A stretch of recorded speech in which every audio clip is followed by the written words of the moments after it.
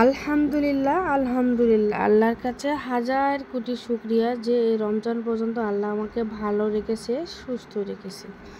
হঠাৎ হাজব্যান্ডের ফোন যে 10 জনের জন্য ইফতার রেডি করতে হবে, তাই দুপুর 12:30টার দিক বলতেছে। এখন বলেন, কিছু মানুষকে যদি ইফতারি খাওয়াইতে যাই তাহলে তো আমার একটু সব কিছু গোছায় নেওয়ার একটু প্রয়োজন আছে, তাই না? কিন্তু হঠাৎ করে ফোন, এখন তাড়াহুড়া করে যা পাচ্ছি তাই রান্না করে এসেছে। ওনারা নাকি বিরিয়ানি খাবে, তাই এখানে বিরিয়ানি রান্না করার জন্য একে পরিমাণ অনুযায়ী পেঁয়াজ, তেল, তারপর এখানে আদা বাটা, রসুন বাটা, কাঁচামরিচ, দারচিনি, কালো এলাচ, সাদা এলাচ সব কিছু দিয়ে একটুখানি ভেজে নিচ্ছি, গন্ধটা, আদা রসুনের গন্ধ যাওয়া পর্যন্ত।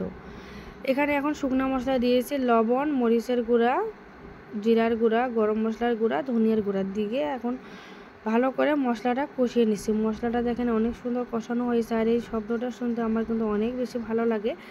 এখন টক দই দিয়ে দিলাম, এটা আমার বাসায় বানানো টক দই। এখন টক দইটা পরে দিতে হয়, তাহলে কালার একটা অনেক সুন্দর একটা কালার আসে। এখন আপনারা দেখতে পাচ্ছেন অনেক সুন্দর একটা কালার আসবে। এখন মশলাটা আমার কষানো হয়েছে, এখন মাংসগুলো দিয়ে দিব। এখানে ছোট ছোট পিস করে নিয়েছে, বেশি ছোট করিনি।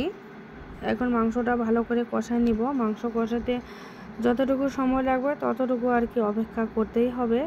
এখন মাংস একটু করে পানি দিচ্ছি আর কষিয়ে নিচ্ছি, কারণ মাংসটা আপনার যত সুন্দর করে কষাতে পারবেন। আমি আবার সিম্পলভাবে রান্না করি। এখন মাংসর মধ্যে আর কি মাংসের যে মশলাটা, এই মশলার মধ্যে চাউল দিয়ে ভেজে নেব। অনেকে আবার চালটা আলাদা রান্না করে নেয়, আমি আলাদা রান্না করি না, কারণ যত সহজভাবে রান্না করা যায় ওই ঘুরে ফিরে একই। এখন মাংসটা রান্না করা হয়েছে, কিছুটা মাংস উঠায় নিচ্ছে আর কিছুটা মাংস ওখানে আছে। এখন চাউল ধুয়ে দিছি, এখন চাউলগুলো ভালো করে ভেজে নেব। চাউল আমি আগে থেকে ধুয়ে পরিষ্কার করে নিয়ে পানি ঝরিয়ে নিয়েছিলাম। এখন এই যে চাউলগুলো ভালো করে ভেজে নিছি। চাউল আপনি ভাজা হবে, আপনি কিভাবে বুঝবেন? দেখবেন যখন চাউলটা আপনার ঝরঝরা হয়ে গেছে, একটার সাথে আরেকটা গায়ে লাগতেছে না, তখন বুঝতে পারবেন যে আপনার চাল ভাজাটা একদম পারফেক্ট হয়ে গেছে। তখন আপনি পানি দিয়ে দিবেন, তাহলে আপনার চাল আর গলে যাওয়ার সম্ভাবনা কম থাকবে। এখন পরিমাণ অনুযায়ী লবণ দিয়ে দিলাম, কারণ আমি লবণ দিতে মাঝে মাঝে ভুলে যাই, তাই আগে লবণটাই দিয়ে দিলাম। এখন লবণ দিয়ে আবার একটু ভালো করে নেড়ে চেড়ে নিচ্ছি। এখানে আমি চাউল নিয়েছি 5 পট চাউলের জন্য ডাবল পানি দিতে হবে আমার, 1 পট চাউলের জন্য 2 পট করে পানি। এখানে সেই হিসাবে পরিমাণ অনুযায়ী আমি এখানে পানি দিয়ে দেব।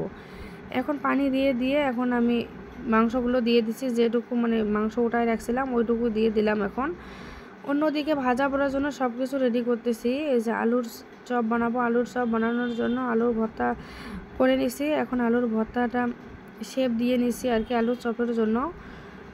এত তাড়াহুড়ো আমার হয়ে গেছে, এক হাতে সব কিছু করতেছে আবার ভিডিও করতেছে, অনেক পরিমাণে কষ্ট হচ্ছিল।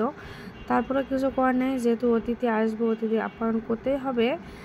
এখন আলু চপগুলো আমার বানানো হয়ে গেছে, কিন্তু এত সুন্দর একটা ঘ্রাণ আসছে। আমি কিন্তু আলু দেখলে লোভ সামলাতে পারি না, আমার আলুর প্রতি অন্যরকম একটা আকর্ষণ, আলু ভর্তার প্রতি। আলু ভর্তা আমার অনেক বেশি পছন্দের। অন্যদিকে আবার পেঁয়াজও বানিয়ে নিচ্ছি। সব কিছুরে ফুল ভিডিও দেখাতে পারতেছি না, কারণ আমার হাতে সময় নেই। অন্যদিকে বিরিয়ানি রান্নাটাও কমপ্লিট হয়ে গেছে আমার। কেমন হয়েছে অবশ্যই কমেন্টস করে জানাবেন।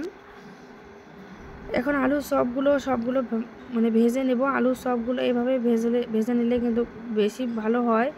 একটা চামচের সাহায্যে এভাবে ভেজে নেবেন, তাহলে আপনার চতুর্দিকে ছিটে যাবে না, সুন্দরভাবে হয়ে থাকবে, আর সুন্দর একটা শেপও আসবে। এই জন্য আমার কড়াইটা একটু ছোট হয়েছে, বড় কড়াই নিলে একবারে অনেকগুলো ভেজে নেওয়া যেত। ছোট কড়াই হয়েছে, তাই এখন 2-3টা করে দিয়ে নিচ্ছি।